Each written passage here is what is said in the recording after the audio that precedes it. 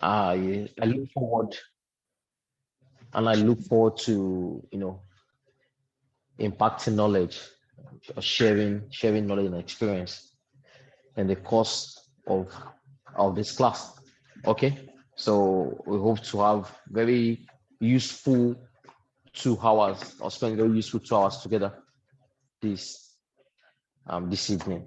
Okay, so I'm still trying to again wait for another 2 minutes, then we can jump right in.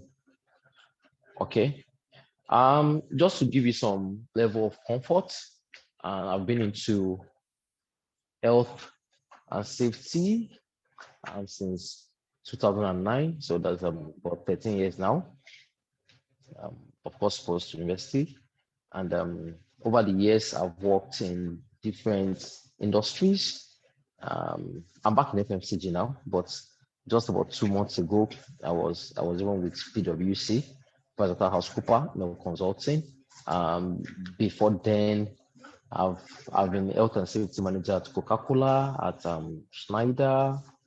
Um, I did about 2 years in the aviation space, rotary wing aviation to be precise, safety helicopters, and what have you. Right now, I do sustainability, HSC and ESG. So I work for a company where I'm actually focused on the operations sustainability projects for West and Central Africa. Okay, so but for the benefit of this class, I'll be restricting our discussions to health and safety, and try and see as facility managers what are rules, what are the things we're supposed to do, as regards health and safety in the workplace, in the facility, and what have you.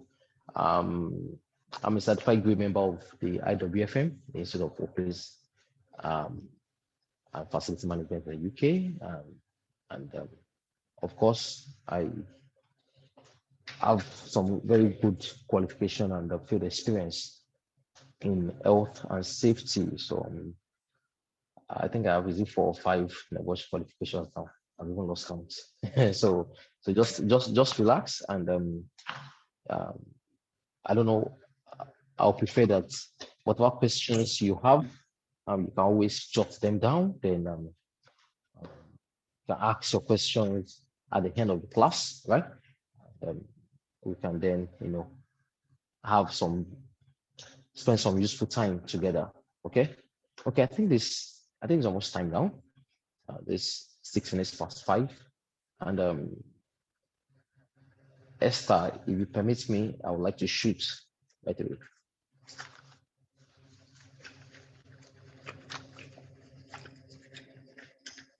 Hello, Esther Baraka. Can I shoot? Can I go ahead, please? Yes, please. Yes, sir. All right. Thank you. Okay. So I know health and safety as a concept may not be new to any of us. So this is not the first time we're hearing things around health and safety. What I will just try to do this afternoon is to relate this to what we do, and charge us to actually do more than we are currently doing. Okay, so health and safety has been in existence for a very long time. Health and safety has been more relevant, in Nigeria from the oil and gas industry. Because there must be regulations before we can then start talking of compliance. So health and safety as a concept deals with compliance to standards in a way that it prevents harm to people, as a result of the aspect, as a result of the activities being carried out by the organization or in the workplace, even if it's a space. And of course, ensuring that people, go back home in sound health. People go back home without injury. So let me just quickly just differentiate. Health is different from safety. You may be healthy and not be safe. But if you are not safe, you won't be healthy. I recap. It's possible that you've got good health mentally, physically, and all around. And you are then in a place where you are exposed to the likelihood of getting injured or even dying, fatality. However, if you are in a place where it is likely that you're going to get injured or you're going to die, you will not be in the right in the right state of mind. You'll not be healthy.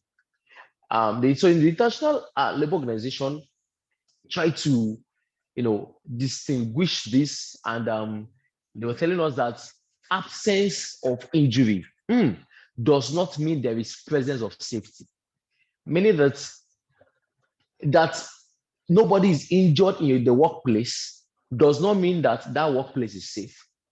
Then the convention system, ILO, then went ahead to tell us that it is not just about the state, it's not about the physical state or absence of injury or illness, but also your social and psychological well-being. That's where the mental health thing came about. But before I jump into what health and safety at work is, and what we need to, let me just set your mind towards what you're going to gain or learn at the end of this class. So you're going to understand clearly what occupational health, excuse me, so not spiritual health, what occupational health really means, and safety at work. We're going to be looking at how you can identify hazards in the workplace, whether using the unsafe act and unsafe condition route, that module, or you go through the 10 energy sources that you need to lock, you need to keep the guy in the cage, to prevent an accident from occurring.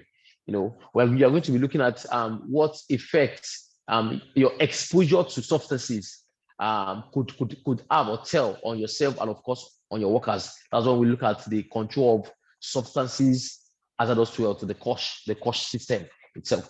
Then we're going to be talking about the specific risks. We just take one or two examples and look at how you can control that.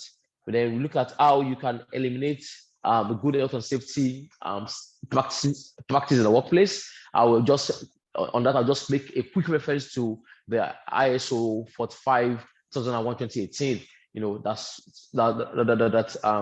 set the standard for occupational health and safety management.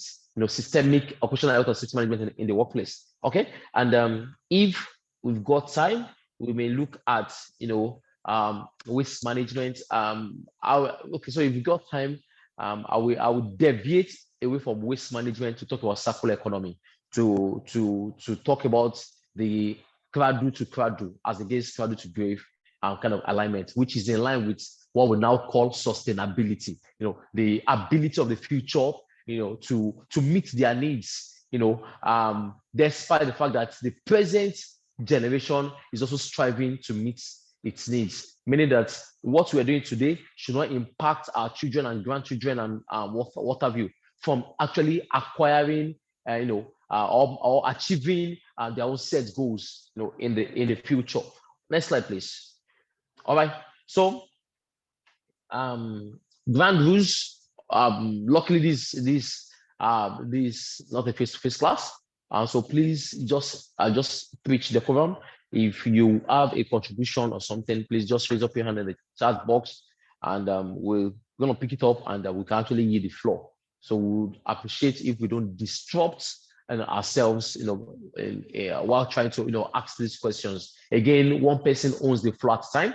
So please, if somebody is speaking, let's yield. Let's allow the person to finish before we then jump in. And again, I would appreciate if we can all go on mute, so that at times some of us may be distracted. I know we want to do some things at the background, so it doesn't interfere with with what we are doing. Esther, I can see the slide again. Okay, so health and safety. So what is occupational health? So the International Labour Organization, ILO, I can see the slide. Yeah, defined health, as a state of, complete soundness of the body. That is not just about uh, absence of disease, infirmity, or illness, but also the fact that you have what we call the complete physical, mental, and social well-being. Physically, you are not sick. Mentally, you can communicate, so you're making sense. Socially, you can integrate. So we're looking at integration even as a part of, so that means the person can relate, the person is not depressed. Meaning that if as a result of what we do at work or what we expose our workers, people using our space as far, we are facility managers now. So just envision yourself as a facility manager, managing a big space or working as an FM, in a multinational. So you as a FM, as a facility manager, you want to ensure, your goal is to ensure that people in this space, can actually carry out their tasks or their activities without being exposed to hazardous conditions. Again, you want to ensure that what you do or the space you manage is optimized such that people's stress, people's mental health, people's physical well-being, people's ability to socialize are not impaired as a result of bad practices in the workplace. So I give a very direct example. So if I go into an office space, the AC is not cooling, so there is poor ventilation, in that space. What will then happen is that the body will take in more CO2 than oxygen because there'll be reduced or limited availability of clean air, of oxygen in that space, in that room. So if it's an office space, especially if the office space is then even cohabitated, or even if it's just one person that's using the space, I can assure you that at a point the person will breathe in, carbon monoxide, the CO2 that is exhaling. So what then happens is that the body attracts or breathing this CO2, and the carbon affiliate itself. So there is an affinity, to the hemoglobin. So the carbon attach or affiliate itself with the hemoglobin that should be oxidized. So when the blood vessels then transport carbonized or carbonated hemoglobin, red blood cell that has carbon as against oxygen, into all parts of the body, including the brain. What will then happen is that there will be some shutdown. You see people yawning, people are tired, not because they want to. So I give it to you, if you're in Lagos and you go in public transport, a bus, and maybe the windows are blocked or there's no proper ventilation, you start sweating, you just get tired. It's not because you are lazy or you want to be tired. It's because the oxygen level in your bloodstream is reduced. Then that could lead to some other things. So I'm not saying that as a facility manager, if as simple as your HVAC system, your air conditioning system is not working, is not functioning, or the room is too hot or too cold, I'm sorry, you're going to actually impact the health of the occupants of that space. Physical, mental, and social well-being, very key. All right. And so here we said things around ventilation, illumination. So if the room is too dark, as an FM, you're struggling to even change, the bulb, and people have to open the blinds, the curtain or the blinds on the window, and they need to see with the natural illumination. Lux is the room lux. So that's the intensity of the energy of the light is actually low, and things like that. I can assure you that in the long run, those people might start having, even eye defects or what have you. And it's just because you, as an FM, has not done either a proper risk assessment to say, okay, this place is dark. Are we supposed to increase the lighting points in this room? Or are we supposed to replace the kind of light we provide for these people? Or are we supposed to have natural illumination into the space? Health and safety for FM is even beyond what we do in some other industries. I am back in the FMCG, but I can tell you that when I was in Big Four Consulting, FM has big role to play as against what we do, even in the course of our day-to-day activities. So I sit down on a system for say 16 hours every day or thereabouts. So ergonomics and screen like are more or less my health issues. The kind of seat I use, the space. So an FM must ensure that the space is conducive for us to even think properly.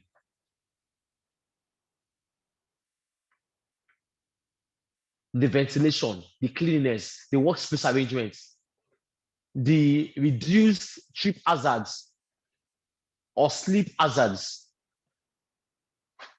These are very key. So occupational health help to promote and maintain the highest degree, of that state, of that sound state, that completeness.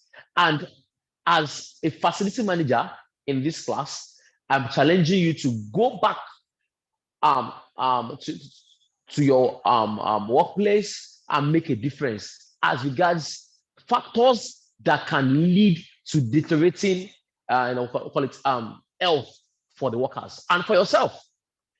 Bad chairs, those are economic issues. Poor lighting will affect in the long run.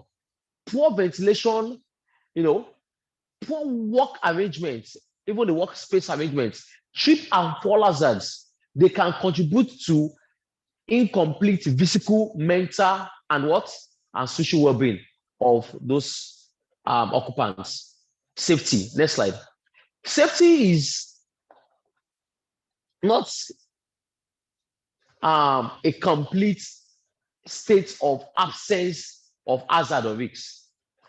But we can say safety is the ability for you to achieve your set goals without getting injured or being involved in dangerous events or occurrence.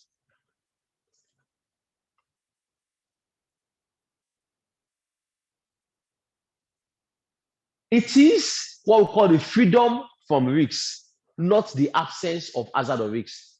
So there could be hazard and risk existing, but because you are in control, you are in charge, you are free from these things, then we say it is safe. So safety in the workplace does not mean that there are no issues, but it only means that the likelihood of occurrence of those issues have been reduced to as low as reasonably practicable. If you are in a space and guys need to carry out maintenance work, you are the facility manager and people need to use the A ladder or call the step ladder to access heights or even the scaffold. There is the possibility, or what we call the possibility and of occurrence or probability or the likelihood of the personnel falling off the ladder, right? So the person could actually fall down, no matter how good or how new the ladder is. Because when you talk about accident prevention or what we call the asset integrity management, accident prevention, at a minimum, 3 things must come into play. We call it PPP.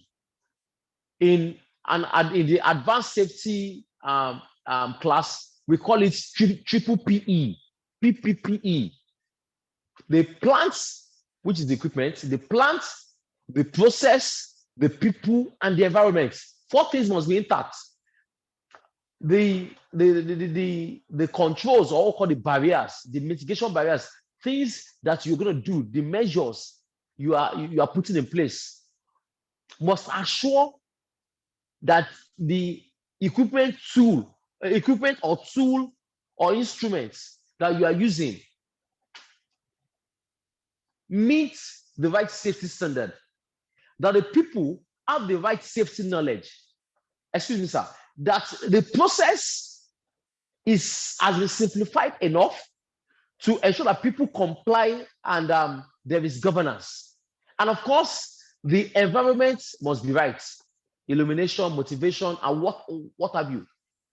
You can't be owing somebody 3 months' salary, sir, and you ask the person to work at heights. This person maybe has not even fed himself or his family, or yes. This person has responsibilities or commitments. This person needs to pay his or her ward's school fees. And the person has been given a critical job to do. Believe you me, the person's state of mind is not 100% focused on that job. So even if you have the right tools, so you've got the insulated tools for electrical work, you've got the right PPEs, you've got the right access equipment, and what have you. You have a very robust system in place of what we call process. I'm sorry, you have two dangers. One, the person doing the job, and two, the environment, the motivation around which he or she is carrying that tax. Then, as an FM, what can you do? You don't allow people into a space to carry out any tax if you have not confirmed or assured, we use the word assurance, so or assured the person is in the right frame of mind, so you understand the risks involved in this job, you understand that people are waiting for him to come home alive. Two, when you don't have a system in place that has helped you to identify the risks. Three, when you don't have a conducive environment for that job to be carried out. And four, when you don't have the right tools and equipment. Safety is the freedom from hazard or risks that can lead to a consequence, to an unwanted event, to a consequence. It doesn't mean that those things do not exist, but it only means that you have assessed them, you have assessed those hazards and risks, and you have controls, mitigation measures, or what we call barriers in place that will ensure that the accident does not happen. Please, if you just move slightly to the right hand side of this corner of this presentation of this deck, you could see a clear distinction between what we call an hazard, a risk, a near miss, and of course an accident. An hazard is anything, situation, condition, action, behavior, anything, even act of God, anything that can cause harm, that can cause what we call the release of harm. That is an hazard. A risk is the likelihood of this hazard becoming a consequence. What is the likelihood that this chair that has bad wheels, bad tires, will fall me down if I sit on it? What's the likelihood that I'm going to actually fall down if I stand on a plastic table? The plastic table is not an hazard until it is presented as a work at height tool. So you've got plastic table, and you now want to climb, you want to fix your bulb, and then it occurred to you that you want to stand on that plastic table. At that moment, the plastic table has become a source of hazard. Listen, 2 days ago or 2 minutes ago, when you're using that table to eat, it doesn't look like it's an hazard. It's actually performing its own task. But the moment you switch purpose, the moment you repurpose an equipment for what is not meant to do, then check again, is it right? Tool and equipment, right? So the table has become an hazard because you want to use it to assess height. Then the mere fact that you want to stand on that plastic table, the question is, can it carry the load? Can it carry your weight? If the answer is no, or if the answer is yes, you still have a doubt in your mind, then the next question you ask yourself is, how likely can this table fall me down? Or how likely can I fall down from this table? Is that you fall down from the table, or the table falls you down? There will be a fall either way. If it is likely, ask yourself, how seriously will the injury be if I fall down? What's the consequence? What's the outcome? Oh, I can break my arm, I can break my head. Oh, I can even die. Oh, nothing will happen to me. I'll just have a scratch. Assess this mentally. Then ask yourself, is the risk of standing on this table, is it low, high, or medium? If it is not low, ladies and gentlemen, you don't need to stand on that table. If you do, there will be a fall and there will be a consequence. Clear. What can you then do? Change the access equipment. Okay, so as against using a plastic table, okay, do we have something stronger, maybe a wooden table, or can we get an a ladder, or what can we do differently? That is the mindset that we should have as FMs. And what I tell my people is, if you can't see it, you can't own it. Hello? If you can't envision your future, you can't own that future. It's always a miracle. If you can't see what can go wrong, you can't then guard against something going wrong. If you can't, I don't want to use the word predict, but permit me to use in this class. If you can't predict the next step, if you can't predict the future, then I'm sorry, something will go wrong. For some of us that drive or that know how to drive, if you can't predict what the guy in front of you is going to do next, if you can't predict the next move, you're going to crash that car. No matter what speed you are going, you're driving with, if you can't predict that this guy could slam his brake, excuse me, sir, you will ram into that person. You will eat from behind and you'll be liable. That same thing, that same mindset should be taken to our place of work as facility managers. Health, I said, physical, mental, and social well-being of the people. Anything in that space, anything that we will do that will contribute to deterioration or depreciation of people's physical, mental, and social well-being should not be done. Our job is to enhance. Our job is to ensure that people are comfortable. I then said now that even in the workplace, 4 things are very key in asset integrity management, in ensuring that safety is intact. I use the acronym triple PE, PPPE. The plant.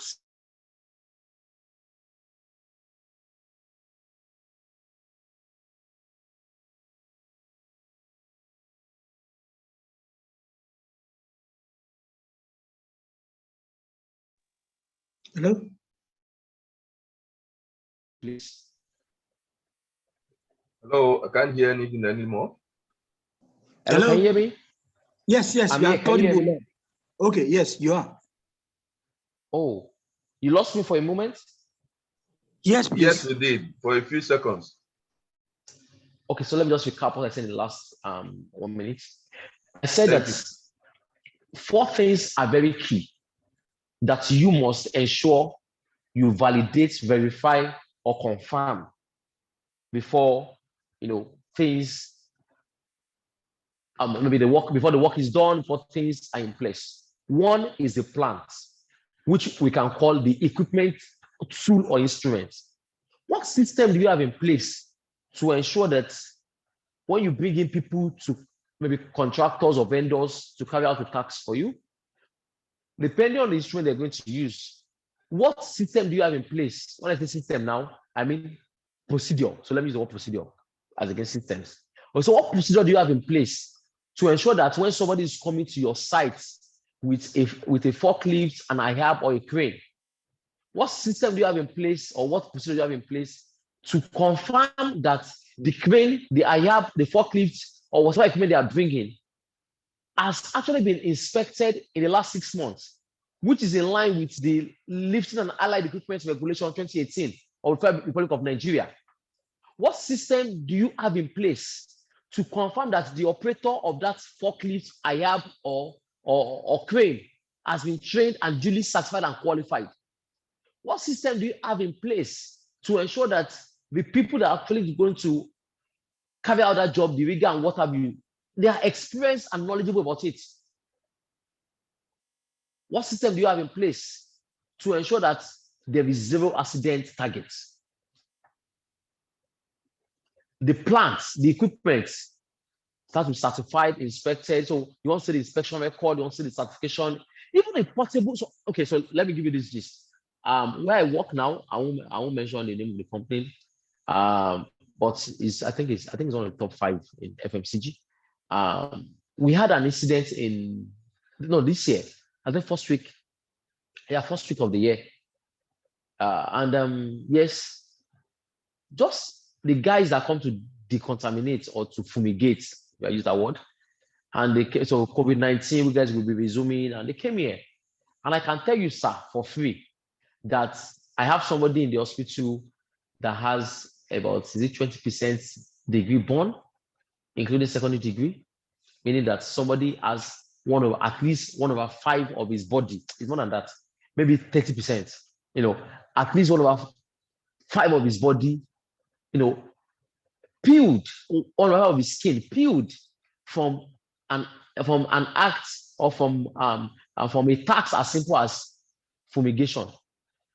So they've got this equipment that is plugged to electrical power source, and they use isopropyl, and that's which is about 70%, flammable. And the guy goes on, trying to fumigate and everything. Where I work now, I'm not the HSC guy. I'm focused on sustainability. So, but of course, I support the HSC team to ensure they just put 1 or 2 things in place. Okay, but my main focus is sustainability, ESG. And I just got a report that the equipment went off, or got engulfed in fire, went up in flames, and the guy was burnt. And I came to work and I said, can you guys play the video? Can I see the TV video? And I saw things that went wrong in sequence. Barriers failed just like that. Of course, I have to speak to the EHS manager and tell him, I think going forward, we need to do XYZ, try to help him, he may not take my recommendation because I'm not the guy in charge, but, just tell him, oh, you can do XYZ and things will be better, and just walk away and go face my own job, So I'm telling you that something as simple as decontaminating a space for COVID-19 has led to fire burns. The guy after was taken to the hospital, and I won't lie to you, he spent about 2 weeks in the hospital. And how can that guy explain that in the course of fumigating a space or decontaminating a space, he got this accident? Nobody has reported. No, there's been no report of COVID-19 case, so everybody has been fine. But somebody is in the hospital while he was trying to fumigate. So what went wrong? The equipment, plants that I'm talking about now, the equipment. When I saw the equipment, so because now it's damaged, so I have access to the equipment now, and then we opened it up. I could see that the electrical connection point is just, or the housing for electrical, panel inside that fumigating machine is just beside the isopropyl chemical, and there was a loose cable, so partial contact. So likelihood of a spark is possible. Now the question is, was a PAT test conducted on that equipment? When I say PAT, I mean portable appliance testing. Was a part inspection conducted on that equipment? The answer is no. The answer is no. So now, even when that thing then got engulfed in flames, from the CCTV video I watched, the guy flung, so he threw away the equipment, that's the fumigating equipment, which is actually plastic, and the isopropyl spilled out of its container with that equipment, and there was already fire. I can tell you for free that a machine that is worth some million pounds was caught in flames. immediately. I don't know how much they fumigate. So if we have lost that machine, that guy cannot pay for the rest of his year or of his life. He can't pay for that machine. It has to be an insurance issue. But luckily, somebody was close by. See the CO2 fire cylinder was close by, and so extinguisher was used. And we still have to change some belts and something, and it spent about 200 something thousand naira to replace one or two parts, that melted on the machine. And this, apart from the fact that this guy was now taken to the hospital to spend some 2 weeks. I think he should be at home now. I don't know. And but I'm sure he's not in good physical health. What am I saying? Fumigation or decontaminating a space looks like a normal routine, right? But do you have what we call an SOP, safe operating procedure, which has taken into consideration the kind of equipment you'll be using and the risks involved in using that equipment? This operator flung the contaminating machine. If we had actually put it on the floor carefully, maybe that incident wouldn't have been that much, right? His cloth was in flame, was on fire, and the guy was running. In that process, we call it fanning the fire. That means blowing more breeze or oxygen into the fire. As against rolling on the floor, knowledge gap. Ladies and gentlemen, don't let me bore you with an incident. But I'm telling you what happened in January 2022, this year. And this year is just about 6 weeks old, right? And the year is bad already for somebody and his family. As an FM, this can actually happen in your space. There is an hazard. Anything that you want to use at work, even the chair you're sitting on, is an hazard. There is a risk that if that chair you're going to sit on is not in good condition, it could actually fall you down or fall the person using the chair, and there could be break of harm. And there could be nothing. So if the person falls down and the person is able to stand up and nothing has happened to him or her, we say that's a near miss. An incident has happened, but the outcome is not negative.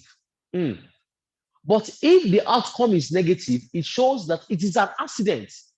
If the person has actually broken his arm, his leg, sprained the ankle, or what have you, it is an accident. Next slide, please. So it is clear that we have work to do. And the work we've got to do here is not physical work, it's mental. The work we've got to do here is to be able to identify the problems. In clear terms, I will tell you that you need to ask yourself, what can go wrong? How likely can it go wrong? If it goes wrong, how seriously can it be? How many people will be involved or exposed? And number 5, what are the existing mitigation measures? I know nobody wrote this down. So I just gave you the 5 steps of risk assessment, right? 5 steps. What can go wrong? How likely can it go wrong? How seriously is it going to be if it goes wrong? How many people will be involved? What's the exposure in terms of lives? I'm not talking about assets now. Then what are the existing mitigation measures? That means what are the existing safeguards or safety controls? What are those things that we have right now that is helping us, not to have an accident or not to record an accident? Then you ask yourself, those things, are they sufficient? We ask something, we speak to sufficiency and adequacy in health and safety. Is this sufficient? That means, is the scope covered? Is it adequate? Are the barriers strong enough? Imagine in your house, there is a tiger. Maybe your house is not too far from a zoological garden, and a tiger has escaped from the zoo. and it has come into your compound. The only thing that will make you survive is either that tiger is taken out or you prevent yourself from coming in contact with the tiger. When I say taken out, so that means maybe it's shot dead, maybe you tranquilize the tiger or what have you. So I don't sound like Zuma, right? I won't say you should kick the tiger, or I won't say you should kill or kick the tiger. No, I don't want people to withdraw my endorsements. Okay, but again, you can lock yourself away from the tiger, right? Those are two things you can practically do: take out the tiger or hide from the tiger. We're now saying that can you consider, whenever you go to work, whenever you go to that space you're managing, can you see the tiger loitering around, waiting for who to devour? Can you see the lion walking up and down? So in this case, replace the word lion with hazard.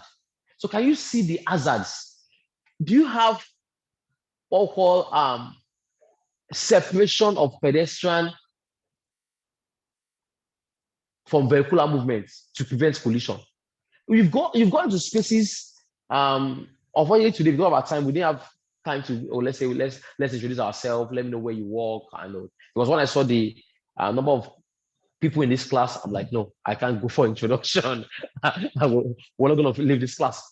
I know some people maybe they manage schools. I know some people facilitators for schools and what have you. Or a space that is actually busy, maybe office complex and what have you. Is it possible, as an outcome of this class, for you to go back and look at the possibility or the likelihood of a vehicle hitting a pedestrian? If the answer is yes, then what can we do?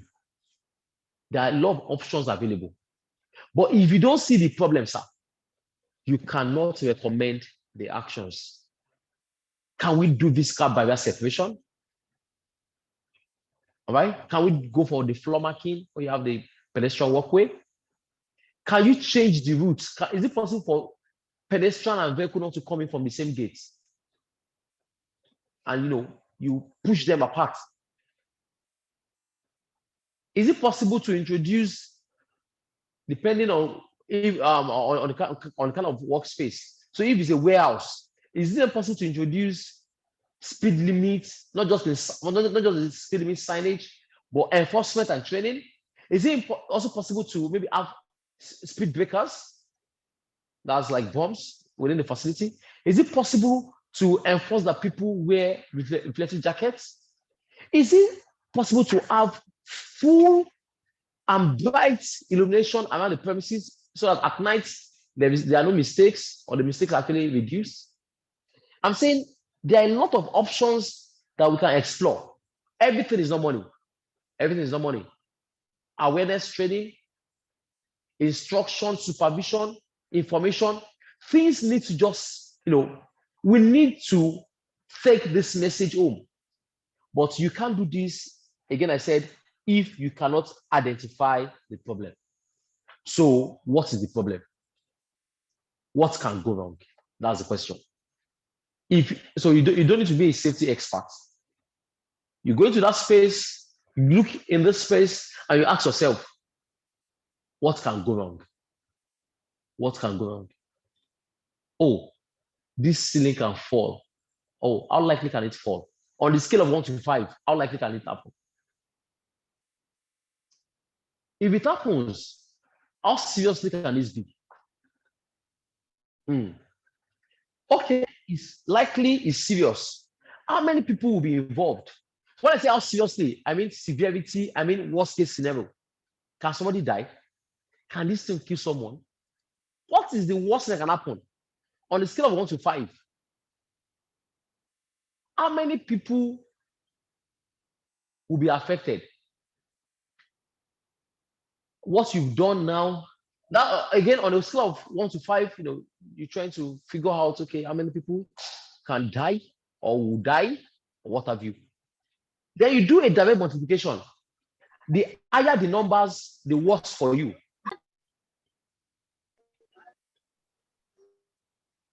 Identify the problems. For occupational health, what are the problems associated with this? How does it affect the body, the soul, and the spirit? Next slide, please.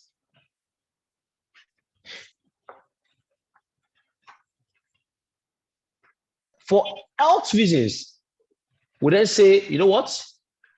Substances, chemicals can actually get into our body by 4 major routes or 4 major ways.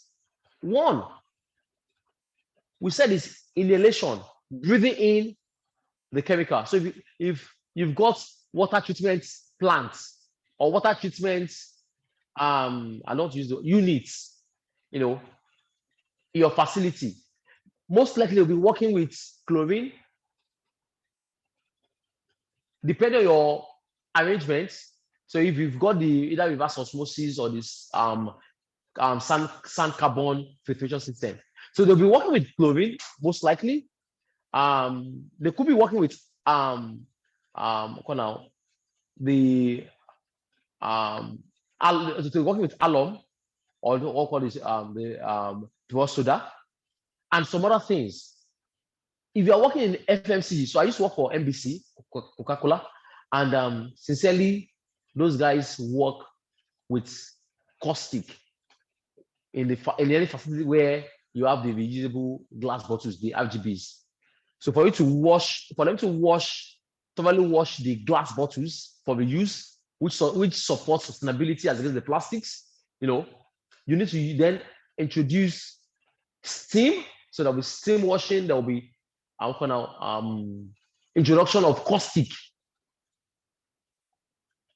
and that comes with its own hazard, as it is. So inhalation, breathing in those chemicals. You have a laboratory or you work in an hospital as a facility manager.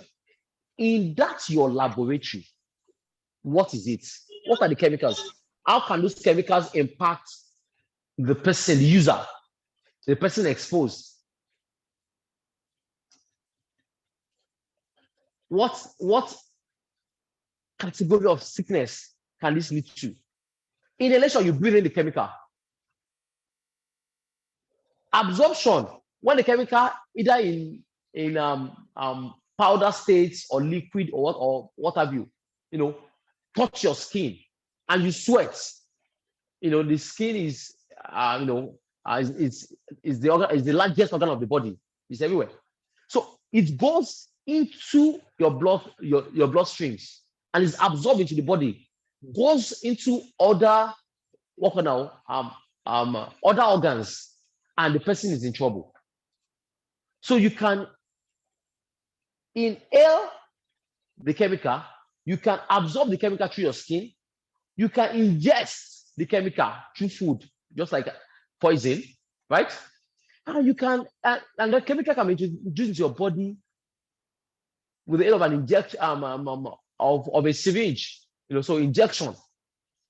So I said inhalation, absorption, ingestion, and injection.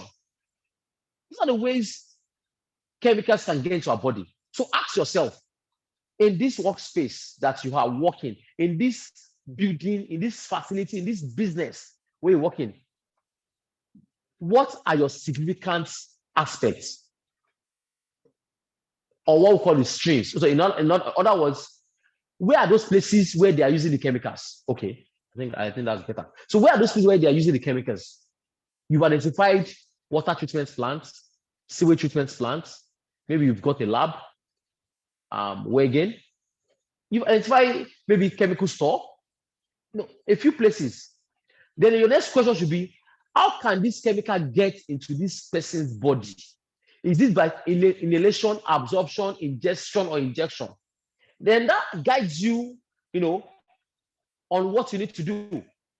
Meaning, if it is inhalation, what is the right PPE? Maybe the respiratory protection equipment, RPE, that you can use.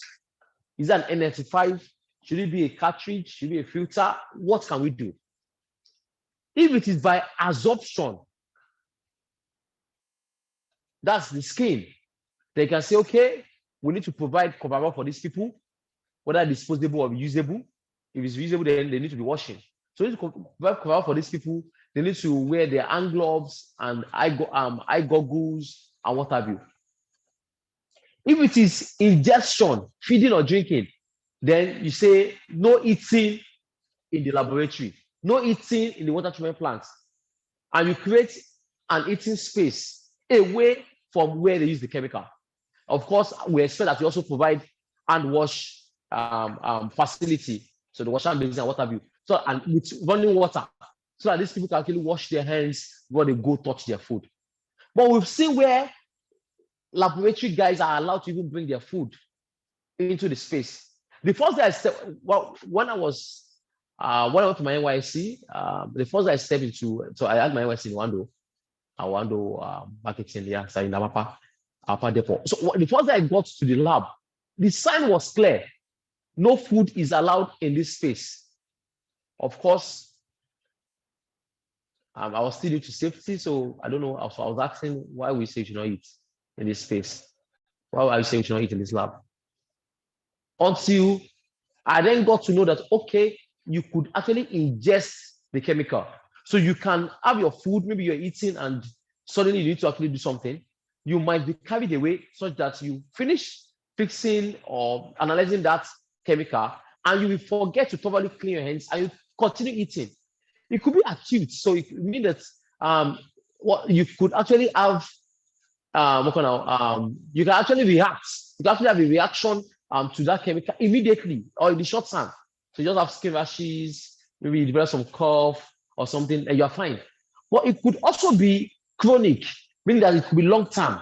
You will know that anything has happened and it leads to a carcinogenous situation where the person then have cancer of wherever. Next slide, please. So please, this is key. I think I've taken my time to speak around this so that when you go back to work, it's not just, so I'm not coming here to tell you about theories. So I'm trying to relate this to the day-to-day, activities that we do. All right. Next, please.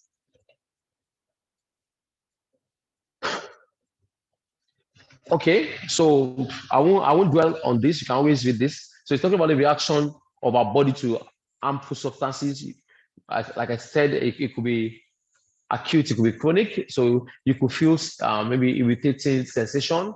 It could be toxic, it could be sensitization, and it could be cancerogenic or carcinogenic, So what happens to people or people's body reaction differs, from person to person.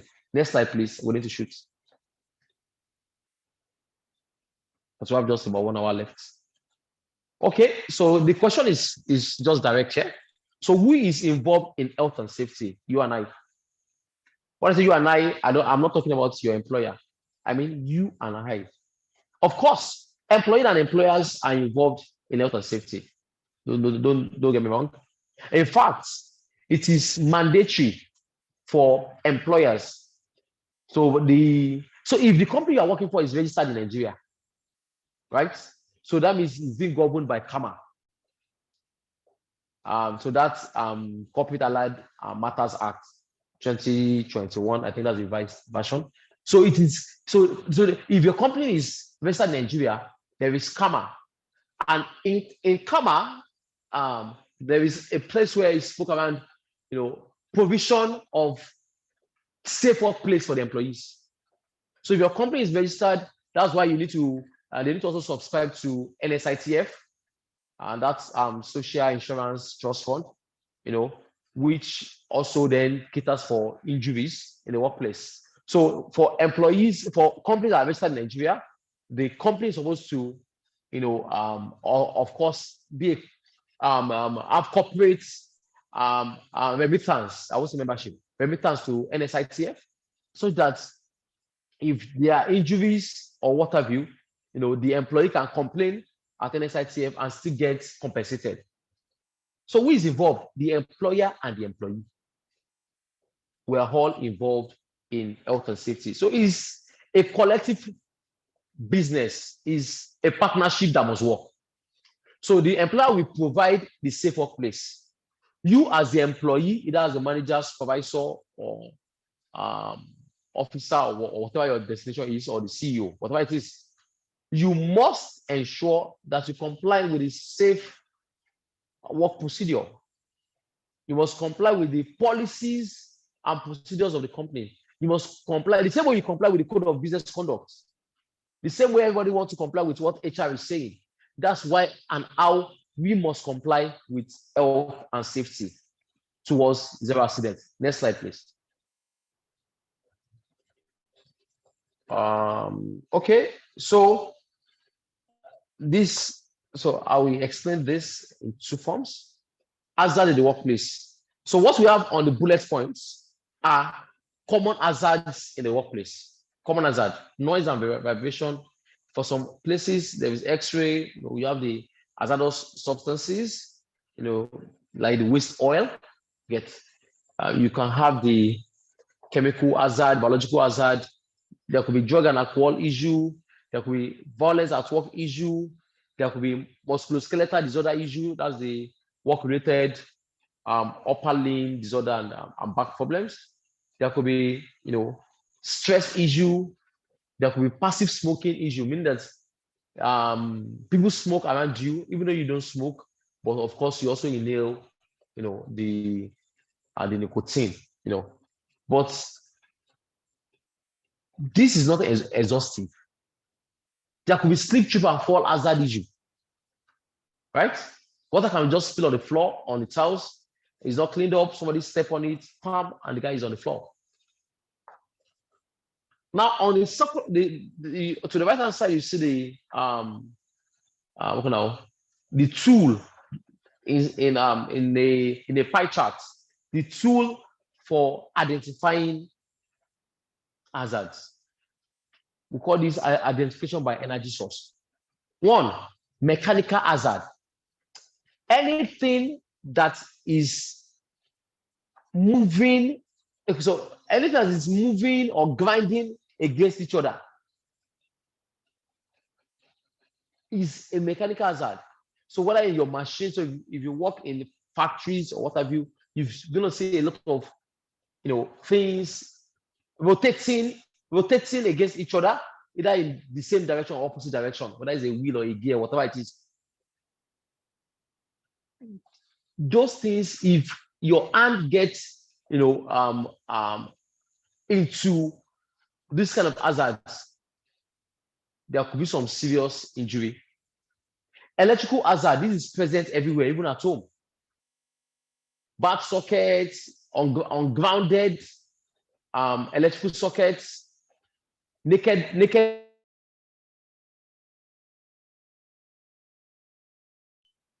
You are not audible, sir.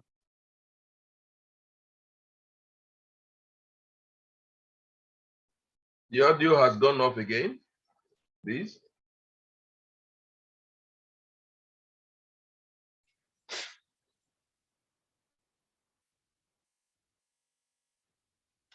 Hello? Yes, we can hear you now. Can hear you now. We can hear you now. Okay, sir. Apologies I don't know why, but I'm actually hearing you, so I don't know that I'm out. Okay, so I was just trying to explain that the pie chart that you see to the right hand side of this slide is a tool that we use to identify hazards based on energy source. The first one I said was mechanical, and I said that anything that is rotating or grinding against each other, you must ensure that you don't get trapped, or you don't get your finger or your leg entrapped in such. Otherwise, there will be serious injury. Secondly, I said electrical hazards. This is present even in our homes, so it's not just about the work. We need to get as a must. We need to get competent electrical persons to carry out almost all our electrical tasks, from changing of even either the socket or the switch, to major things around electrical equipment. So electrical hazard is beyond the electrical appliance that we have in the house or at work. Also, the electrical infrastructure that we have. So from high voltage, medium or low, or even extra low voltage. Please, we need to get competent persons.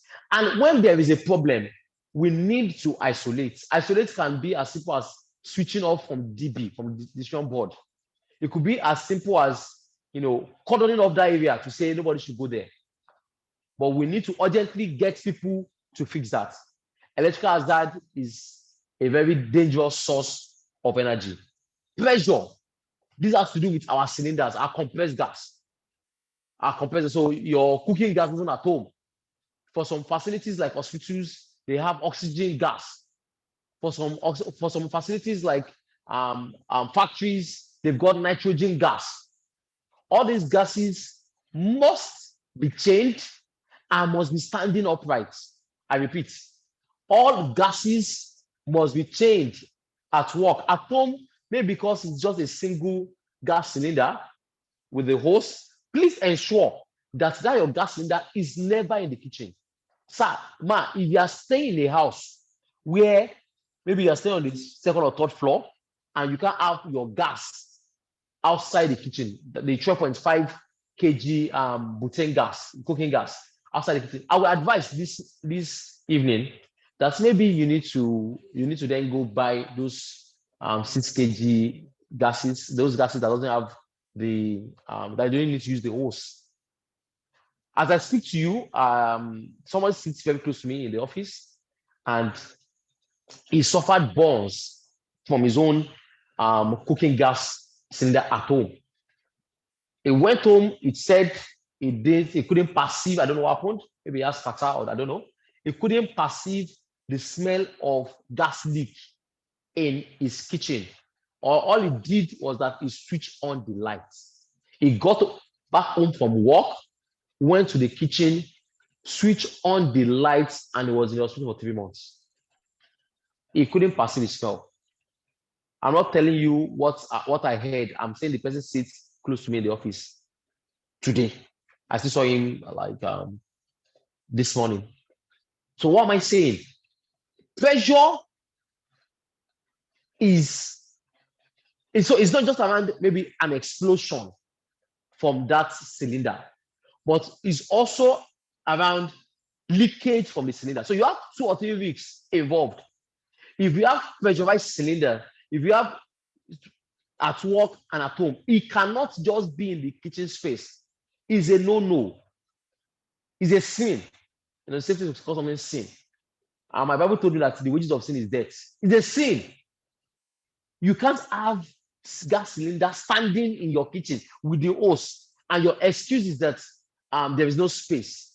Sir, ma, can you please take that out of use and go get the small gas cylinders, that's the 6 kg or what have you, that doesn't have the hose, that doesn't need the hose to be connected, and I think you'll be fine.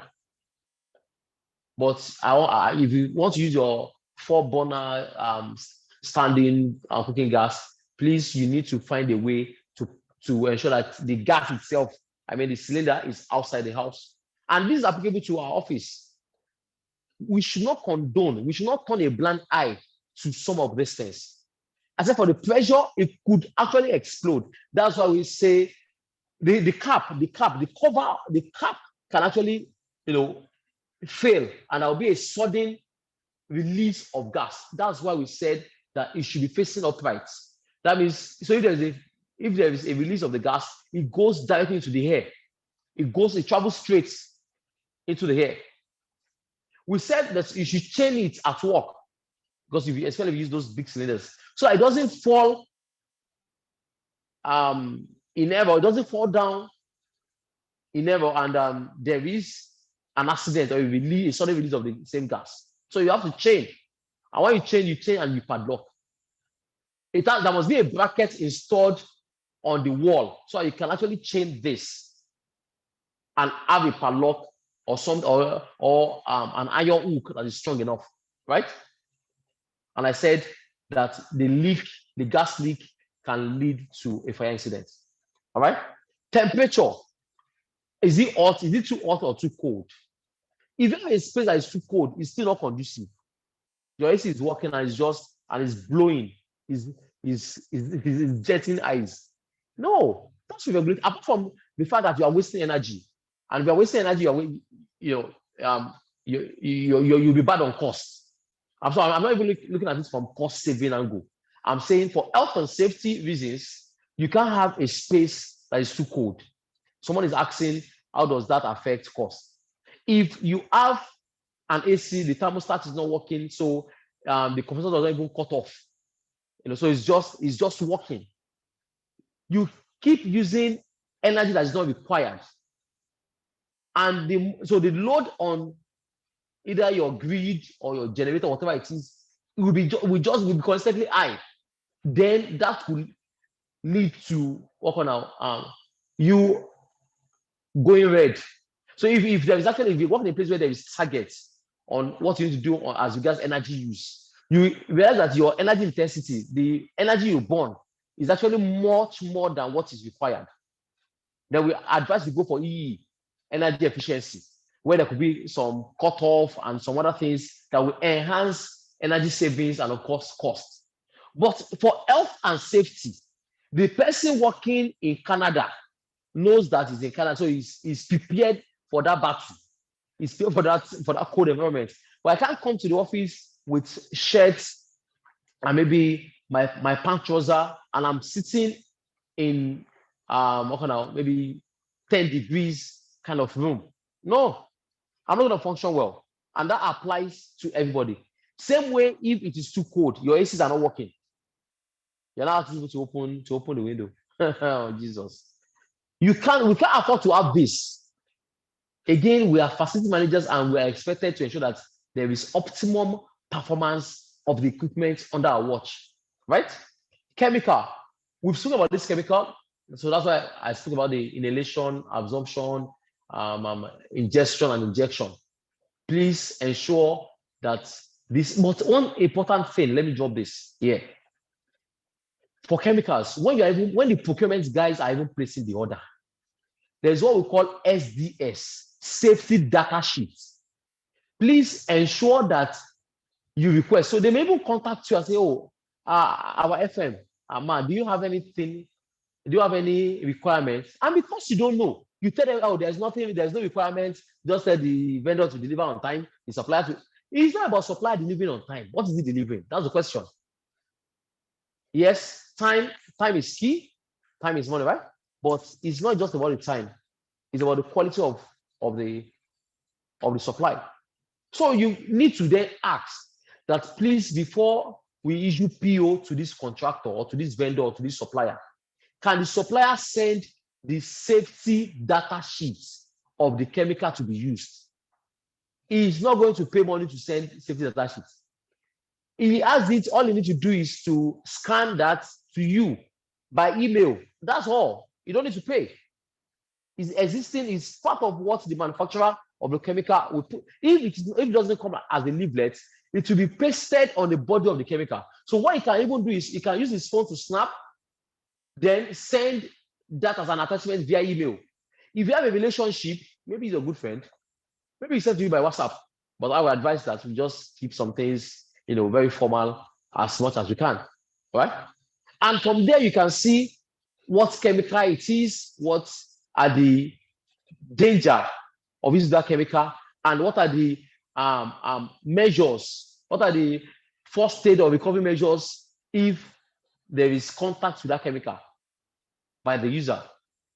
That will then advise on what you need to do. So if they say, in case of contact with persons, don't use water, right? Or they could say, place under running water or warm water. Or they could say, oh, see a doctor immediately. So if I'm telling you to see a doctor immediately, that means you need to have an hospital close by or find a way to ensure that at least you can locate an hospital easily. If that is not the case, then that means you need to reinforce the personal protective equipment, the PPE you are giving to the workers. to ensure that even if this thing spills, it doesn't touch the skin. All right? Biological. So that's where you have to have your fumigation. The biological has even been enhanced with this COVID-19 epidemic and pandemic and what have you. So we need to ensure that nose cover, no things that we need to put in place are mandatory, are mandated. See, it's only in Nigeria that you use the nose mask before you can. So you go to Murtala Mohammed Airport, without your nose masks, you can't even get into the ticketing or waiting all and what have you. But as soon as you get there, you can actually, as soon as you go into the plane, we then remove the nose mask as if COVID-19 have a respect for the confine of the aircraft. And we sit down like sardine inside the plane. And when we get to the airport, to the destination, we all bring out our nose masks again and we wear. So we are going to be in this for some years, because if this is what we do as human beings across the globe, that I don't know how COVID will actually, how the world will be declared free from COVID. I don't have that permutation. Okay, but I'm only saying that in the workplace, what can you control? Infestation of rats. So you can actually have even mosquitoes due to blocked drainage, dirty drainage, and what have you. So what can we do? Rat control. So say biological control of rats. When you have those traps, can you fumigate? Can you make nose masks mandatory while at work? Can we have sanitization points? That's those hand sanitizers installed, or even if the one on table that we can place on the table, the tabletop sanitizers. Can we make these things available? Biological control. Radiation, except you are in industry like maybe the medical, that's hospital and what have you. You may not really be exposed to radiation, but even in the FMCG, there's some equipment that use the X-ray. Whatever it is, we need to ensure that there is control. People don't just go in and come out of that place. It has to be authorized access. That's the gist. So you need to ensure that people that have access are the only ones that can go there. Sound generator. So we've got generators. We've got even some loud equipment, not just generators. In the factory, we've got machines making noise. So use of earplug or earmuff should be mandatory. We should do what we call noise monitoring. Buy the equipment and check the level of noise, so you can then know what control you can put. You can't go and site someone's office inside the generator house. It's not fair. Facility managers, this that's the practice. That's what we do. The generator man's office or the operator's office will just be either within or just outside the generator room. No, it's not fair. That guy is going to suffer from, if it does, even if it doesn't go deaf in the future. But it's going to suffer from some high degree of deafness, if there's anything like that. So please, we need to. So your generators, can they be soundproof? Can you have can you build an housing around the generator? Once that guy be seated there, if he has to be close to the generator, not a problem. It can actually be the next door to the generator house. But how soundproofed is that building? Or just find some blocks. So a lot of things actually go into that thought process while controlling noise, apart from the use of the earmuff or the earplug and things like that. Continuous monitoring, baseline survey, a lot of things. You need to do a lot of things. If you're in Lagos, particularly, you may have visitors from the Lagos Safety Commission, Lagos State Safety Commission, LSSC, and those are the things they'll be asking you. You can have guys from NECA, you can have guys from Federal Ministry of Labor and Productivity, you can have guys from, even in Lagos again, maybe Agency for Noise Pollution Control. So what can you do? Can you have a noise meter? Or can you get someone that can provide that service for you? We measure the noise in each area, in each region. You paste the noise level, then you put in the control, so you know where earmuff is compulsory, earplug is compulsory, no unauthorized access. Where you need to then build maybe a partial or fully noise-proof kind of room for the operator is because you've done the noise level assessment. Very key, very key. Gravity, anything that can fall from heights or that is above someone is assumed that it can fall. If you see any activity, especially if that thing is not a permanent structure, so you are in a workplace and there is lifting activity going on, there is likelihood of the load falling. And if the load falls and falls on you, then you could be crushed and things may actually get worse. Lastly, motion. So when you hear the word motion, just remember the word move. Motion, move. Anything that can move can kill. Anything that can move can injure. So in the workplace, the vehicles are moving, even the forklifts, even the trolleys, even the bikes, anything that can move can hit someone and kill the person. So what are we then talking about? Separate. That's what I was telling you about, the separation of collision. There must be collision prevention measures. Do you want to do your collision prevention assessment? If you're not sure, can you go to work and say, how likely can vehicle, can you do what we call the timeline study? Can you stand by your security house or by the entrance gate and count the amount of number of vehicles entering your facility during the peak period and people's behavior around those vehicles? Are we just crossing? You need to do that study. You need to spend FM, you need to spend time on the shop floor. We call it go together. You need to go to where it's happening. We don't sit down in the office. I've been working for some time now, and despite the fact that okay, I don't need to go to the shop floor again. But no, I still try to get to the shop floor every day. And when you go to the shop floor, when I say shop floor now, I mean go and see people where they are working. Go and see people where they are working. You will realize that there will be contributions, there will be things you don't know that they do that you will see. You need to go together. You need to touch base. Your foot must be on ground, not pen on paper in the office, not your palm on the table. It should be your foot on the ground. You're not supposed to just be an office person, right? Next slide, please. Okay, so best triangle. So this, it's just this is a theory we call it theory of accidents.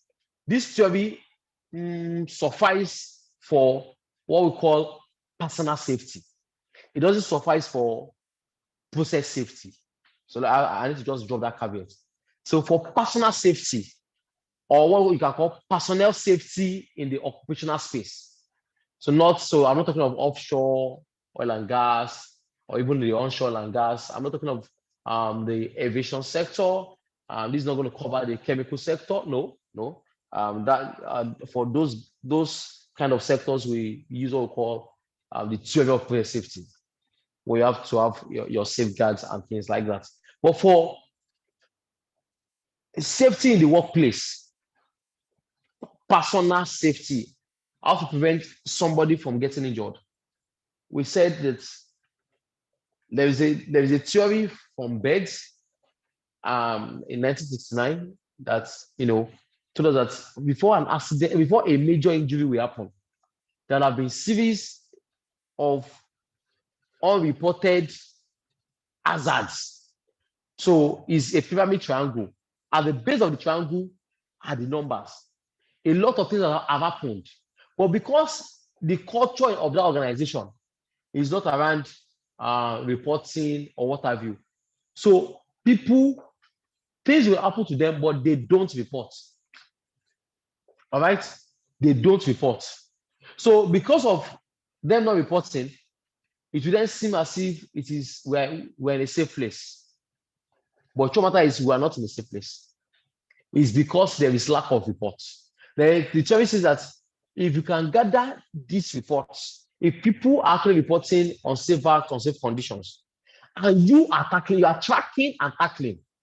Hear this. You are tracking, mean that the reports are being that you are receiving, you are actually noting them down. You're on an Excel sheet. You can actually populate these. If you have a platform where they actually fill this directly, you can extract that information. So you are tracking. And after extracting the information, what do you do with it? RCA, the root cause analysis. Why will somebody sleep and nearly fall? There was water on the ground. Why was there water on the ground? It spilled from someone's cup. Why did it spill from the person's cup? Because the cup, maybe it was a teacup, because the cup was not properly, the cup was not covered. The teacup was not covered. Why was the teacup not covered? The teacup, there's no cover for the teacup. Why was there no cover for the teacup? Because that was the cup that was available. Then you have a root cause. So what I just did with you now is called the 5 why method. 5 whys. Trying to ask the question, why is this? Why is that? So now from the water or tea spilled out of the cup, and somebody stepped on that spill and fell down. I have done a 5 why analysis right away now to tell that, okay, if we change the cup that we are using, or the tea, either the tea cup or the tea mug, if we change it to something that has a lid or a cover, then this will not happen. Do we then have resources to change those tea cups? Maybe the answer is no. Then you say again, okay, why did the person walk this length of distance, with the tea cup? Maybe because he has to take the tea at his desk. Why must he take that tea at his desk? Because there is no place for him to sit and take his tea. Why is there no place for him to sit and take his tea? Because the place was not provided. You are the FM. The action, I will put the action on you. Please provide a tea room. So now, and at the tea room, we can ensure that, okay, there is anti-sleep or something. Now we have 2 options. Either we change the kind of teacup they're using and have the one that has a lid, so you can cover the teacup when they take it to their decks, or we spend that small extra money to carve out a space. You have that space and say, okay, this is the tea area. So people can, it may be a standing tea area. They don't need to sit down. But of course, you need to have where they can actually rest their hands and everything. And that solves your problem, right? So I said tracking. Tracking is when you list these problems, and tackling. So tackling is when you then do a root cause analysis and you take them through what we call the responsibility matrix. So after writing, this is what we need to do. Next thing will be, who will do it? When will the person do it? So there is the what, the who, the when, and the status. So status is open or closed. There's nothing like ongoing. All right. So if you have any tracker and you are putting ongoing as your status, you are just trying to pamper yourself. You are trying to massage your ego. It's either we have done it or we have not done it. There's nothing like work in progress. I'm not interested in work in progress. If I happen to call it, I'm not interested in work in progress. Have you done it? No. It's when I ask for why, they can just say, oh, we've raised the PO. But maybe you can put a place for remarks. But on the status, it has to be yes or no. The remarks will just help us manage the actions that have been taken, But you can't be telling me ongoing. What is ongoing in buying cup? Yeah.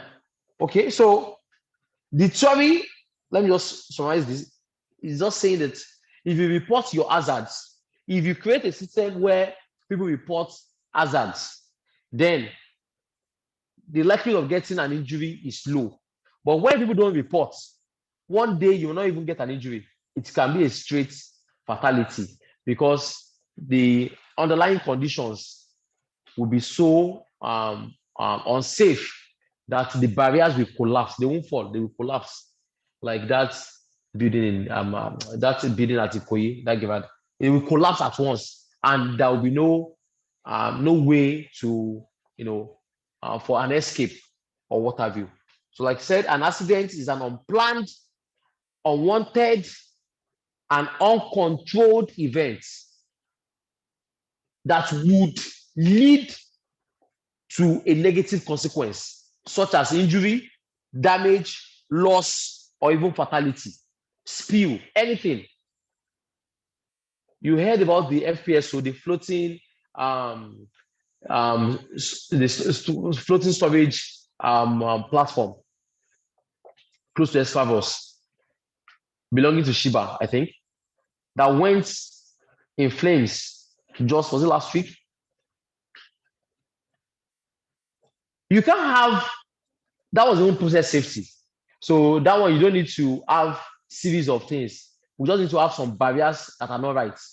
Maybe okay now, liquid overflow, heated liquid overflow, no shutdown system, no emergency shutdown device ESD, no spill containment, presence of ignition source. Forget it. Everybody will have to go and see the Lord. So things have to be in place if we still want to be here and we want to still be on this planet. Safety is paramount. Next slide, please. So that level 1 to 4 that you saw on this slide depends on your organization, right? Why do you want to prevent safety? I don't think I need to talk about this, but let me just mention it because this is universal. 3 main reasons why you want to prevent health and why you want to promote health and safety and prevent accidents. 1, we call it duty of care. As an employer, manager, or what have you, you owe a duty. You owe your subordinates, your employees, a duty of care to provide a safe place for them to work. They came here for them to have a means of livelihood, not to exchange their lives. So there is a duty of care. There is that duty of care also help to manage stakeholder and shareholders' investments. So you are not seen as a company that kills people. It helps to boost the trust and, of course, the morale of the workers in the employer. 2, financial gain or financial reasons, which can be direct and indirect costs of an accident. All right. So we're saying that if there's an accident, bills will be paid, compensations will be paid, new person will be employed as a standing personnel, experience will be lost. So that means that you need to then train this new person, right? You can even demoralize the workforce. A lot of things would then go wrong. So for that reason, there is direct reason, loss of production, everything that affects the company. Then there is the indirect, where the affect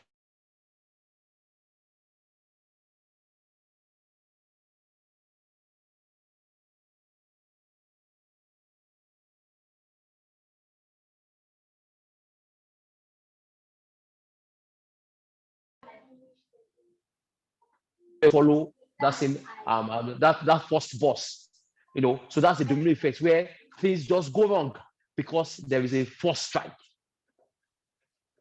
If the head of the family is sick or is dying and he has a faithful wife, be sure that that wife will stop going to work or to a shop or whatever she's doing, and you need to take care of this guy. Be sure that the children will also be affected or impacted. So affected, so maybe this guy that's paying their school fees and everything, maybe they're still in school, yes, they'll be affected. Impacted, if the guy is not even the one paying the school fees, the dad is no longer, maybe they're even old enough, but they will bring in money from somewhere to support the family, right? Because the dad is incapacitated. So you can be affected or you can be impacted based on indirect costs of accidents. And the last one is legal reasons. It could be criminal, it could be civil. So under criminal law, if the employee can prove that one, the employer owes him a duty of care. Two, that the accident is sustained is as a result of absence of safety in the workplace. Then he has a case to prove.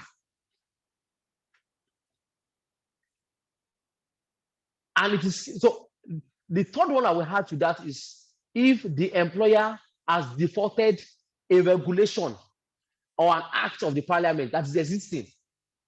So you're supposed to provide machine guard on an equipment. You didn't provide the machine guard. I feel like mechanical now, so let's pick that mechanical hazard. Something is rotating. You're supposed to cover it to prevent somebody from actually, touching or getting caught in between those rotating machine parts. You didn't do that. The machine part is open, but this guy is employed, so he has an employment letter. This guy is employed, which shows that you have engaged him. There's a contract which is binding on you as the employer. The machine guard has not been provided. The guy has not been trained and is unaware of the risks involved in touching or not touching that machine guard.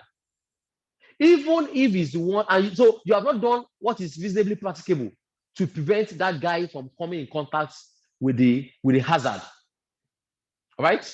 So you didn't provide the right or work environment for this guy. And the guy now put his hand in the machine and he suffered the court. Sir, he will take you to court and he will win. At least in Lagos, Nigeria, Lagos and Port Harcourt, you will pay. Because he will show that one, is employed, two, you've created so many unsafe things for him, and three, in the course of trying to help you achieve your own targets, he has lost his fingers. So you need to compensate him. And Factory Act. So if God will now help you, that thing happens in a factory. So there is Factory Act 2004, which is a regulation of the Federal Republic of Nigeria around health and safety, that says that you should conduct a risk assessment and provide all reasonable measures to prevent the accident. So if the factory you are gone, the judge may decide to send the CEO of that company to jail, to Kirikiri. And the guy will spend some money trying to appeal, get some good lawyers, and things will actually get out of hand. That's for criminal law. So for civil, if there is no regulation, so there's no law that says that you need to provide a ladder. I'm just saying, in this kind of sector, and you didn't provide the ladder, and the guy in his little knowledge now went to stand on a chair or a plastic table and fell down. Because there is no regulation, even though you have you've employed the guy, the guy cannot take you to court and win. Even if the guy died and the police were brought in, what will happen is you need to compensate the family. I had a case when I was in MBC, and I don't know how it happened with the supply chain guys, and the driver that drove that truck had an expired license. Clear. That was violation. Highway code. It was a clear violation. And when they came to me, safety manager of this plant, we have an issue. So what's your issue? And when they told me, I said, no a problem. Went, and it was in the north. It was in the north, so it was a Muslim community. So and it was even a Friday, kind of loud. So we went, compensated with the family of the victim. Then when I went to the police station with the team, and my first question was clear. I just called the driver. Can I see your license? It was so before I can even advise the legal team on the approach, I know there's a violation. I know it's a legal requirement. And when the guy showed me the license, I told the guy that welcome to jail. So you knew you have an expired license and you drove this car, and now you've killed someone. So how do you want me to explain this? We can't explain this unless the family decide not to pursue the case. if they decide to pursue the case, excuse me, there is a problem. But luckily, because it was in the north, and we believe in the act of God in the north, that if anything happens, it's an act of God. Apologies to us in the south. You know, I'm a Yoruba boy, but I know a bit of that. Okay, so we're able to appeal to say, oh, that Allah will plead with you. It wasn't intentional, it was an accident. And you know, everything that happens, God permitted it. You know, we got some clerics to give those narration and everything. So the family decided not to pursue the case. All right, but we paid in millions. I think about 10. Is it 10 million or something? Yeah, 10 million is not the worth of a life. Don't get me wrong. 10 million is not the worth of a life. But I'm just saying that if the driver had valid license and everything, we won't pay 10 million to a lawyer. We get a lawyer to give the narration of, oh, maybe the guy that died just was not careful on the road, and the guy is not even alive to defend himself. All right, so we can give some narration. We'll see compensate too as a responsible company, but it won't be like we prostrating with 10 million naira. So I'm only saying that as an FM, if for some organizations, even the fleets will be under your purview. So you can't afford to not track governance. It's something you call it governance. You can't afford not to have an oversight of what is expected or required. The vehicle documents, the insurance, your fire safety for the building, all the things. If you don't know, please, you can always reach out. My name is Kola Kobolade on LinkedIn. You can always reach out and we can look at, what can we do? What advice can we even give? It's not about money. Oh, okay. So what sector do you work? Okay, I think you need to do XYZ. And that's it. You can't afford to have drivers that have expired license, that have bad manners, that have expired license, go on the road, kill someone, then come back to tell you that, oh, that's happened. It cannot just happen. You need to show that these guys on an annual basis have undergone defensive driving training, DDT. You need to show that there is an engagement with even the Federal Road Safety Commission. If let's presume that you don't have the whole money for training, you can get the FRSC guys to come and talk for an hour. Organize an event in the workplace. Bring the road safety guy to speak. And give him a topic that has to do with maybe defensive driving. He has the slide already now. Let's talk about it. You sign people attend. We sign the attendance for you. That shows that there is a contact, like a training evidence. They ensure that all your documentation are up to date. The vehicle license, the driver license, drug and alcohol test occasionally, and things like that. Then you ensure that even if there is an accident, you have done something that is reasonable, right? Legal reasons for criminal issues, the CEO may go to jail, and you, that is the FM. But depending on the structure of the organization, the person in charge, the person managing that fleet or managing that facility, may Nezra, if you are emitting or you are polluting or environmental laws, please don't breach environmental laws. It's a no-no. Whether it's noise, wastewater, air emissions, that's air quality, and you can't afford to breach. The laws are there. The laws of the land are there from federal to the states, and they can slam you, and you pay heavy fines, and you might even go to jail as the FM. Very clear, please. Mr. Olufemi, I'll come back to you in a minute, or should I allow you to speak now? Okay, Mr. Olufemi Samuel, let me just allow you for a minute. Ask your questions, please. Esther, you can go to the next slide. Mr. Olufemi Samuel, please kindly unmute yourself. I can't hear you. You have your hands raised.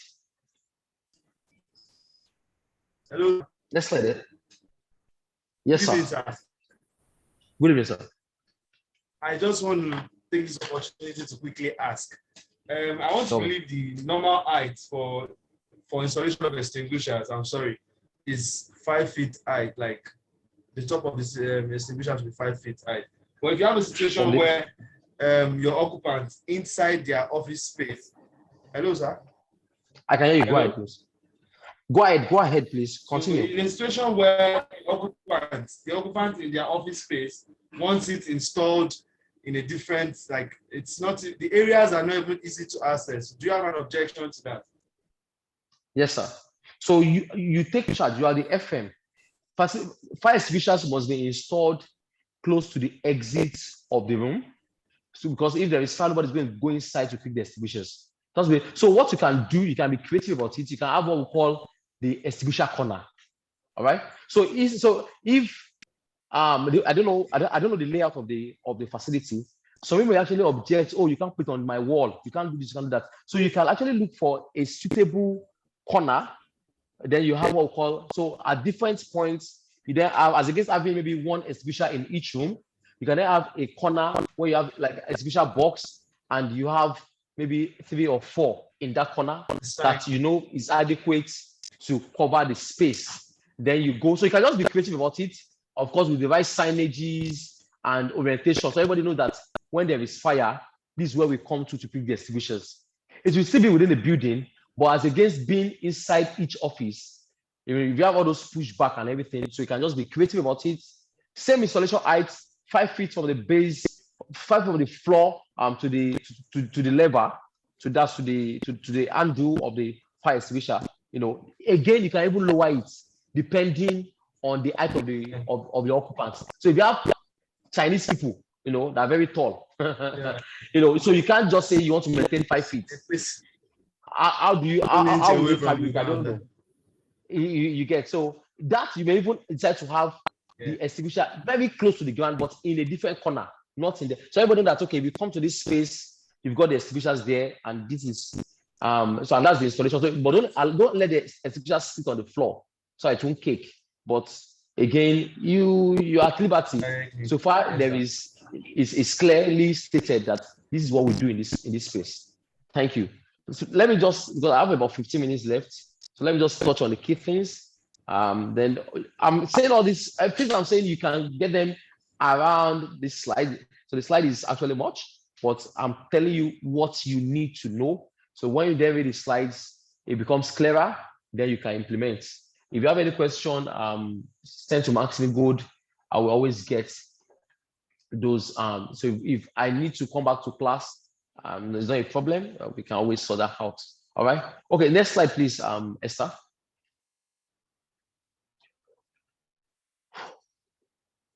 I can't see that.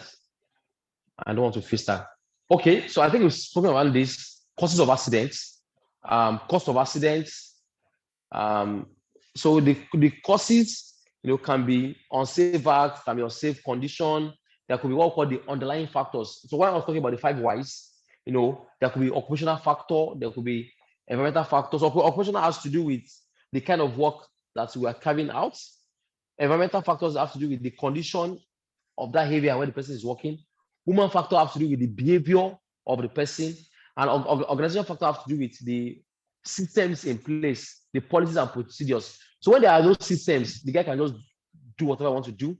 When the guy has bad safety behavior, when the environment is not right, when the equipment is also not what it is. So you've created what we call occupational factor, with a bad equipment. So at the end of the day, you might then have, an accident because they are underlying factors. Underlying factors means that things that are pre-existing. You understand? So those things are existing, and you need to tackle that, solve that. All right. Okay. Then your safe acts and unsafe condition. Next slide, please. I'm running late. Okay. Next slide, please. Okay, I've spoken about this, which is the cost of accidents.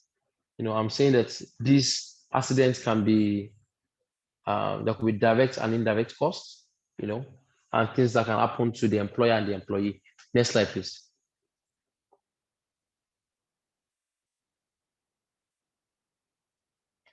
Okay, type of accident. This depends on where you're working. So it's not cast in stone. Okay. So depending on what you do or the kind of space you work, there could be different kind of accidents. Then this is just a near miss pyramid, just like what I explained with the best triangle, to say that before an accident if anything can happen, things will have actually gone wrong. People are not reporting at risk behavior. There are near misses, you're not getting them, they are first aid. So if you're not getting all those things, you should, for personnel safety, you should then have first aid injuries before you have what we call the MTC, medical treated case, before you have what we call the restricted work case or restricted duty. The person can come to work but cannot perform the kind of work he's been doing. First aid, he goes to the clinic or use of first aid box, and we're able to stop the bleeding, maybe just a minor cut, and he can just return to work. Medical treated case, you need to visit the hospital and may not come back to work that same day. For some companies, even for 2 days, it's still an MTC. But when it becomes a restricted duty, it shows that yes, the person can come to work. So maybe he's an operator, but because he has broken his arm, he can't then operate anything.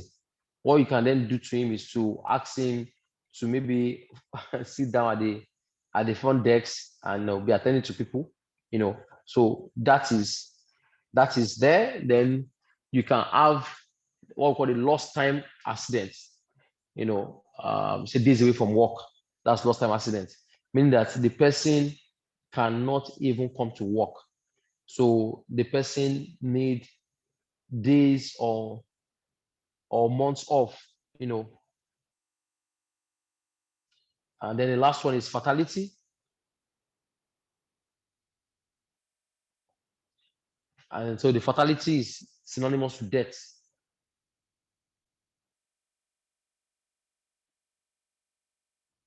Okay, next slide, please.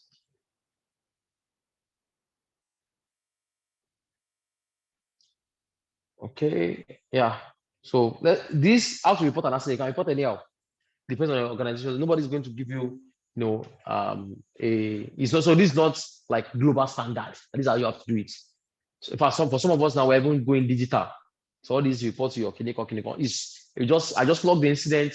In fact, I just had a meeting about 2 weeks ago with these IT guys where I work and say there are about 5 or 6 different set of people that get the incident report. So the person that's reporting, it comes to his supervisor, and it goes to incident investigator, goes to EHS, goes to HR. Just keep moving up and down. So I'm like, okay, you know what? Can we digitize this? And at the click of a button, the people that get notified and things like that. So depends on your company. That's why we put the word company representative, provide this.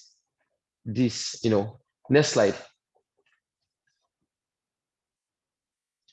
Why do we want to report an accident? Find the root cause, determine the immediate basic cause, prevent a reoccurrence by carrying out that accident investigation. And lastly, you share lessons learned. This is something that is missing. Share lessons learned means that, so something has happened. What happened? What can we learn from what has happened? If we are not sharing what the learning, there's no point. All right? No point. No, clearly no point. All right? Okay. Next slide. So please, all incidents must be reported and investigated. Next slide, please. No, yeah, go this way. Just hold on here. I have about 5 minutes left, but let me explain this slide. Risk management process. What do we do? You identify the risks. I was telling you that you identify the problem. That's the risks. Identify. You must be a prophet, as an FM. You must be able to see. When I say prophet, I mean prophet of safety. Don't misconstrue that. You must be able to see that something is about to go wrong. You must be able to discern that this thing we are doing is not just, you may not even have the answer at that point, but the way we are carrying out this work, you are not convinced that this is the right way to do it. Then that can lead you to then go and use your phone, Google to check just how to change a bulb at maybe 3 meters height or something. So you can't, if you don't identify the problem, you cannot know the risks and you can't assess it. So you identify the risks. what can go wrong, right? What is the likelihood of this thing going wrong? Then you assess. Assess means that you are doing an evaluation. You are doing an analysis of that information. So when you want to assess, you are then combining the likelihood with the severity. You are asking yourself what can go wrong and how likely. That's assessment. Control risks means that you are then looking at what are the safety measures, what are the safeguards, what are those things we need to do to ensure that this thing that is likely, the likelihood of this risk is dropped from maybe 4 to 2. How likely is this? How likely is it that this vehicle will hit somebody? It's likely. So what can we do? Do you want speed bumps? Do you want speed limits? Do you want to have competent drivers? Do you want to create awareness around this so everybody knows that, oh, maybe a zebra crossing area, a school area, or what have you. So speed limits have to be dropped. The speed has to be reduced. That's what I mean. So control risks. What are the safeguards? We do two things when we are controlling risks. We take credits. My boss will say, let's take credits, but don't take credits from the bank. We take credits for what we have done. Let's praise ourselves. Guys, we are working hard. Ladies, we are working hard. We can't just say everything is not existing. How is it something is not existing? So what are those things that are existing? So what are the existing safeguards? Let's take credit for them. Then, what are the things we need to, additional things we need to introduce to make it safer? Then as we start the work, can we check, can we review, can we look at what we are doing versus what we plan to do and tell ourselves, are we on the right path? Then this goes as a PDCA, that's the cycle, that's the, you plan, you do, you check, you act, the Deming cycle. So this goes as a PDCA cycle where you plan by identifying the risks, you assess it, that's the do, you plan, you do. When you assess, you act on what you have assessed by putting in controls. But before you act on those things, you need to check that the controls, both the existing and what you want to introduce, are working. So you plan, identify the risks. You do, assess the risks. You check with the controls in place and the ones you are adding. You act on the gap by reviewing the controls. How do you identify what you need to do? I think that should be one of the last slide I would like to take. Next slide. So there is the fire safety itself is another class. No, don't give me this as integrity. This will take a lot of time. They can read this. Next slide. I want to go to hierarchy of controls. Next, please. Next, please. Oh, maybe it's fine. Don't worry. Let me just talk about it. I have just 4 minutes left. I don't want to delay. Gentlemen and ladies are here. Okay. Hierarchy of controls. In NABOSH, we call it ESEAP. ESEAP. Or go to the previous. Wait. Go to the previous slide. No, not this. Go to the previous slide. Go to the previous slide. No. Previous one. Audit here. Just freeze this. I would like to talk about this. Okay. So hierarchy of controls. Because we call it ESEAP. Eliminates. Can we eliminate these tasks? 2. Can we substitute these tasks? 3. Can we introduce engineering controls? 4. Can we introduce administrative controls? 5. Can we introduce PPE? Eliminate. Can we not just do this job? Can we just do away with this job? Must we do it? If it's going to cost a life, must we do it? 2, substitutes.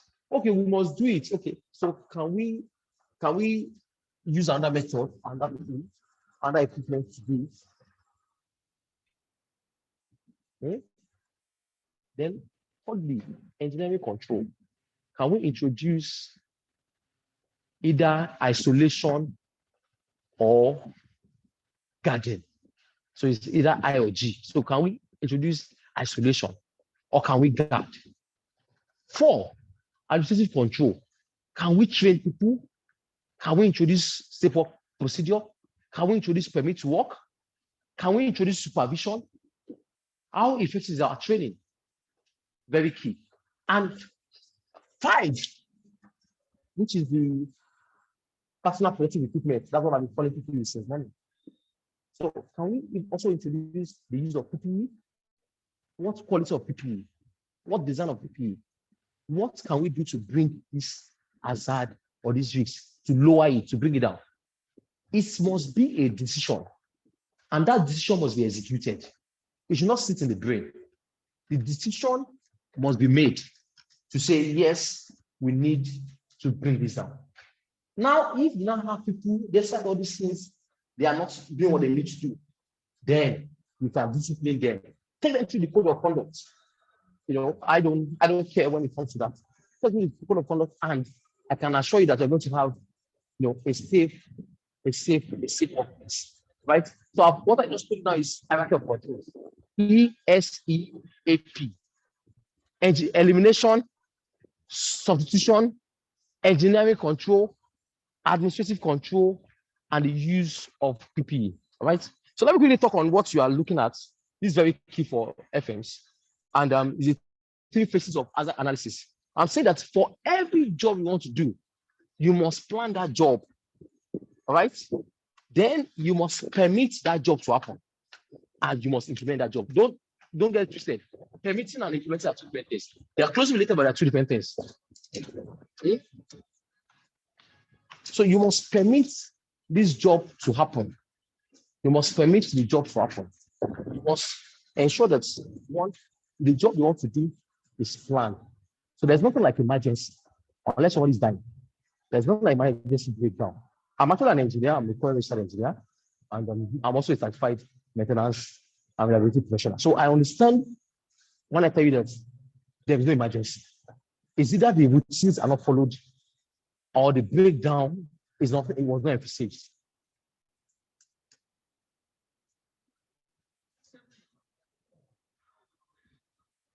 So you need to ensure that for the planning phase, there's what we call the loss prevention plan.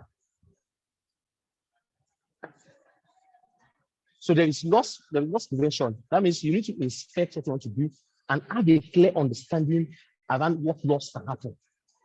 Then 2, you need to then conduct the job safety analysis. So job safety analysis is a pure risk assessment of what you need to do. Then the 3rd one is think incident free. How can we get this thing to believe there can be 0 accident? How can we get this thing to believe there can be 0 loss? How can we take ownership and go to Gemba? So it is key that mentality is reinforced in the team. You need to believe. If you don't believe, you can't receive. Right? So you need to believe for you to get to that milestone.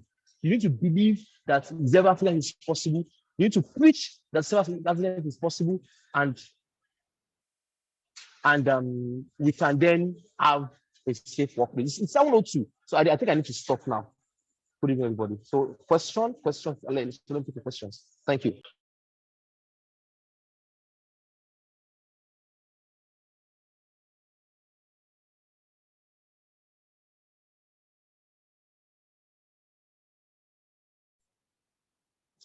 Hello, can you hear me? I can't hear anyone. The floor is open, please, for questions.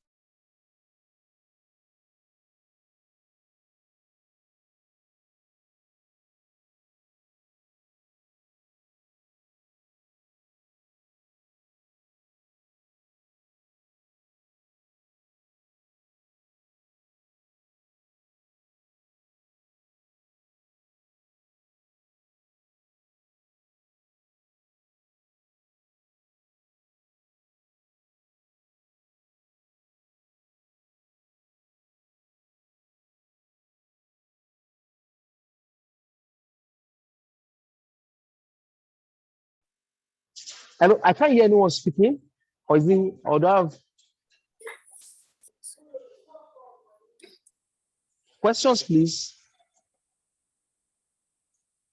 Oh, no question. That's strange. Oh, good evening, sir. Good evening. Good evening. Hello. Good evening. I'm here. I can listen. Good evening. I'm Bamidele by name. Thank you for the lecture. It's quite. I will need to go and sit down and read over and over and to digest everything you said. So you've said quite a lot. So what I want to ask is, as a facility manager, what are the certifications you need to have as regarding safety? The IOSH managing safely will be fine. Said? IOSH managing safely. IOSH managing safely. So if it's an international qualification that you want, IOSH managing safely will be fine. If it's a local one, you can take the ISPON, the Institute of Safety Professionals of Nigeria training. Those two are credible. NEBOSH is also credible, but NEBOSH is expensive, Okay. NEBOSH is expensive, so you may prefer to do an FMP, a CFM as against NEBOSH, which is more relevant to what you do. But again, IOSH is fine. IOSH managing safely is fine. You're going to learn a lot, or even working safely. If you are interested, you may notify Max-Migold, so you can find a way to work around that, right? All right. Thank you very much. All right. Thank you. All right. Any more questions, please?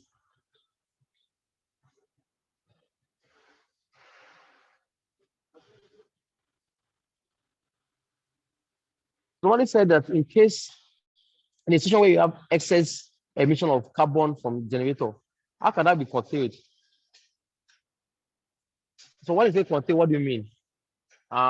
You want to reduce your emission?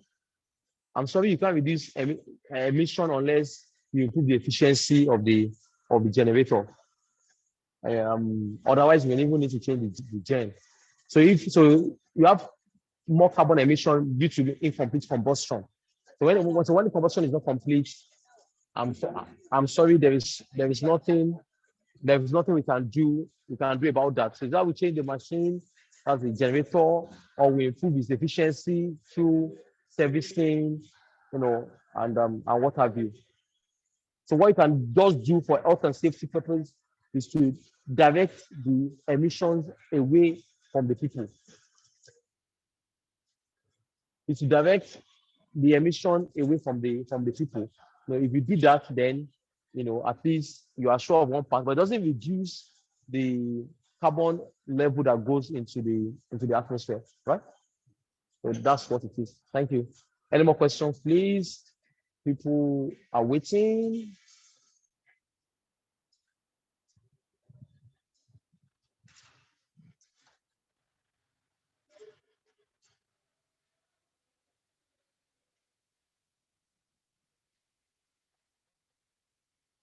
Any more questions, please? Or we'll start it a day.